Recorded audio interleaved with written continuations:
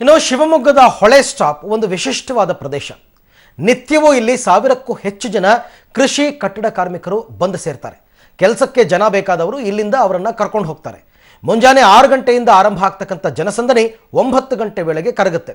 ಅಷ್ಟರಲ್ಲಿ ಯಾರಾದರೂ ಬಂದು ಕೆಲಸಕ್ಕೆ ಕರ್ಕೊಂಡು ಹೋದರೆ ಅವತ್ತು ಕೆಲಸ ಸಿಕ್ಕದ ಹಾಗೆ, ಇಲ್ಲವಾದಲ್ಲಿ ಅವತ್ತು ನಿರುದ್ಯೋಗ.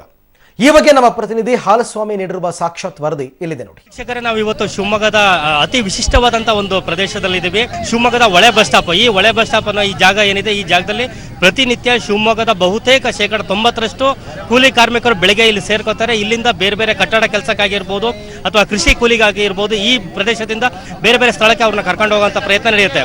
500 ಮತ್ತೆ 1000 ರೂಪಾಯಿ ನೋಟ್ ಬ್ಯಾನ್ ಆಗಿ ಇವತ್ತಿಗೆ ಕರೆಕ್ಟಾಗಿ 1 ತಿಂಗಳಾಗಿದೆ. ಈ 1 ತಿಂಗಳಲ್ಲಿ ಈ ಕೃಷಿ ಮತ್ತೆ ಕೂಲಿ ಕಾರ್ಮಿಕರ ಮೇಲೆ ಯಾವ ರೀತಿಯ ಪರಿಣಾಮ ಬೀರಿದೆ ಅನ್ನೋದನ್ನ ತಿಳ್ಕೊಳ್ಳೋದಕ್ಕೆ ಪಬ್ಲಿಕ್ ಟಿವಿ ಇಲ್ಲಿ ಇರ್ತಕ್ಕಂಥ ಕಾರ್ಮಿಕರನ್ನ ಮಾತಾಡ್ಸಿದೆ. ಆ ಕಾರ್ಮಿಕರ ಅಭಿಪ್ರಾಯ ಏನನ್ನೋದನ್ನ ತಿಳ್ಕೊಳ್ಳೋಣ ಬನ್ನಿ. ದುಡ್ಡಿಂದು ಬಂದು ಇದು 2000 ರೂಪಾಯಿ ಬಂದು ಬಹಳ ತೊಂದರೆ ಆಗಿತ್ತೆ. ಮಳ್ಳು ಇಲ್ಲ, ಏನಿಲ್ಲ, ಬೇರೆ ವಾಪಸ್ ಹೋಗ್ತಿದ್ದೀವಿ. ಬರೋದು ಹೋಗೋದು ಅಷ್ಟೇ ಸರ್. ವಾರಂದಾಗೆ ವಾರ ಒಳಗೆ ಒಂದ್ ದಿವಸನೂ ಕೆಲಸ ಇಲ್ಲ. ಹೆಂಡತಿ ಮಕ್ಕಳು ಏನ್ ತಿನ್ಬೇಕು ಸರ್? ನಾವು ಸಂಘ ಮಾಡ್ಕೊಂಡಿದ್ವಿ ಸರ್. ನಮ್ಗೆ ಕಟ್ಟಕ್ ಆಗಲ್ಲ. 2000 ನೋಟ್ ನಮ್ಗೆ ನಡೆಯಲ್ಲ. ನಮಗೆ ಕೊಡೋದು ಇಲ್ಲ ಚೇಂಜ್. ಫಸ್ಟ್ ಅವಾಗ ಹೆಂಗಿತ್ತು ಹಂಗೆ ಕೊಡ್ಬೇಕು ಸರ್. ನಮಗೆ ತೊಂದರೆ ಭಾಳ ತೊಂದರೆ ಆಗತ್ತೆ. ನಾನು ಕೆಲಸ ಮಾಡ್ತಾ ಇದ್ದೀನಿ, ಗಾರೆ ಕೆಲಸ.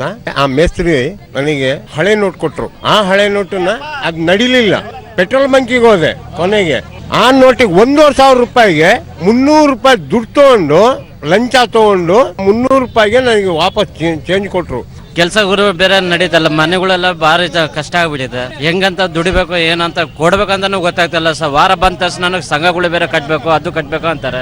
ನೀವು ನೋಡಿದ್ರೆ ಇಲ್ಲಿರುವ ಕೃಷಿ ಕಾರ್ಮಿಕರು ಕೆಲವರು ತುಂಬಾ ತೊಂದರೆ ಆಗಿದೆ ಅಂತ ಹೇಳ್ತಾರೆ. ಇನ್ನು ಕೆಲವರು ಇಲ್ಲ, ಮೋದಿ ಅವರು ಮಾಡಿರೋದು ಸರಿ ಇದೆ, ಕೆಲವರು ಬಡವರಿಗೆ ಅನುಕೂಲಕ್ಕೋಸ್ಕರ ಮಾಡಿದ್ದಾರೆ, ಕಷ್ಟ ಆದ್ರೂ ಕೂಡ ಸಹಿಸ್ಕೋತೀವಿ ಅಂತ ಹೇಳ್ತಾರೆ. ಬಹುಪಾಲು ಜನಕ್ಕೆ ಏನಾಗಿದೆ ಅಂದ್ರೆ ಈ ನೋಟ್ 100 ಮತ್ತೆ 500 ಬ್ಯಾನ್ ಮಾಡಿರೋದ್ರಿಂದ ಒಂದಷ್ಟು ತೊಂದರೆನೇ ಆಗಿದೆ ಅನ್ನೋದು ಬಹುಪಾಲು ಜನರ ಅಭಿಪ್ರಾಯ. ಕ್ಯಾಮರಾಮನ್ ಸತೀಶ್ ನಾಯಕ್ ಜೊತೆ ಹಾಲಸ್ವಾಮಿ, ಶಿವಮೊಗ್ಗ. ರಾಜ್ಯದಲ್ಲಿ ಎಲ್ಲಿ ನೋಡಿದ್ರೂ ಕೂಡ ಭ್ರಷ್ಟಾಚಾರ ತಾಂಡವ ಆಡ್ತಾ ಇದೆಯಾ ಅನ್ನುವಂತಹ ಅನುಮಾನ ಎಲ್ಲೆಡೆಯಿಂದ ವ್ಯಕ್ತವಾಗ್ತಾ ಇದೆ. ಮತ್ತು ಕರ್ನಾಟಕ ಭ್ರಷ್ಟಾಚಾರದಲ್ಲಿ ಇಷ್ಟರ ಮಟ್ಟಿಗೆ ಫಾಸ್ಟ್ ಫಾರ್ವರ್ಡ್ ಆಗಿದೆಯಾ? ಎಲ್ಲಿ ನೋಡಿದ್ರಲ್ಲಿ ಕಪ್ಪು ಕುಳಕಗಳು ಸಿಕ್ಕಿ ಬೀಳ್ತಾ ಇವೆ. ಇತ್ತೀಚೆಗಷ್ಟೇ ಐಟಿ ದಾಳಿಯಲ್ಲಿ ಚಿಕ್ಕರಾಯಪ್ಪ ಜಯಚಂದ್ರ ರೆಡ್ ಹ್ಯಾಂಡ್ ಆಗಿ ಸಿಕ್ಕಿ ಬಿದ್ದಿದ್ರು. 150 ಕೋಟಿ ರೂಪಾಯಿ ಬೇನಾಮಿ ಆಸ್ತಿ ಬಹಿರಂಗ ಆಗಿತ್ತು. ಇದೀಗ ಆ ಪಟ್ಟಿಗೆ ಮತ್ತೊಬ್ಬ KAS ಅಧಿಕಾರಿ ಸೇರ್ತಾ ಇದ್ದಾರೆ. ಅವರ ಹೆಸರು ದಿ ಗ್ರೇಟ್ ಭೀಮಾ ನಾಯಕ್. ಪ್ರಧಾನಿ ನರೇಂದ್ರ ಮೋದಿಗೆ ಗಣಿಧನಿ ಜನಾರ್ದನ್ ರೆಡ್ಡಿ ಶಾಕ್ ಕೊಟ್ಟಿದ್ದಾರೆ ಅನ್ಸುತ್ತೆ. ನೋಟು ನಿಷೇಧದ ಬಳಿಕ ಕೋಟಿ ರೂಪಾಯಿ ಮೊತ್ತದ ಹಳೆಯ ನೋಟುಗಳು ವಿನಿಮಯ ಆಗಿದ್ದಾವೆ.